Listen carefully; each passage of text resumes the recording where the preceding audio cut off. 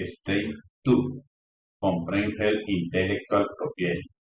My name is Edwin Ramirez Sanchez.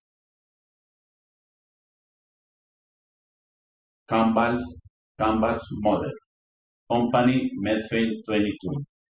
Main activity: acquisition, dispensing, supply, distribution, and control of medicines to the user of the military central hospital.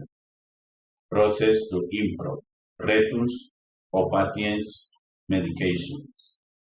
Number 1. Market segment. Active military and their families. Retired military and their families. Home workers. Some private patients. Number 2. Value proposal. Timely dispensed medications. Timely administered medications. Timely returns of medications. Enter returns to pharmacy inventory. Number 3. Channels. Information system. Medicine dispenser cards. Intranet y WhatsApp. Number 4. Customer relationship. Follow meetings. Social networks. Control and quality committees. Scientists technical committees. Number 5. Sources of income. Medicines sale. Intermediation for dispensing medicines. Intermediation for supply medicines. Improve patient care. Number 6. Key results. Information system. Clinic history. Prescription return format. Inventory entry format. Medical staff. Administrative staff. Number 7. Key activities. Medicines enlistment. Medical prescription audit.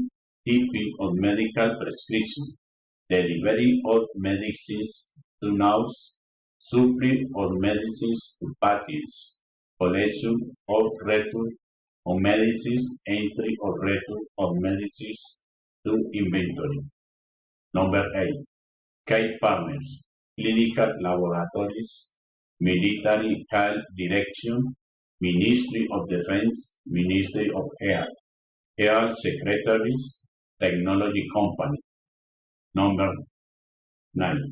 Constant structure. Purchase of medicines. Transportation expenses. Administrative expenses. Operational expenses. Value proposal select. Timely returns on medications. Patent safety. Loss reductions. Actual inventory. Lower operational expense. Thank you very much.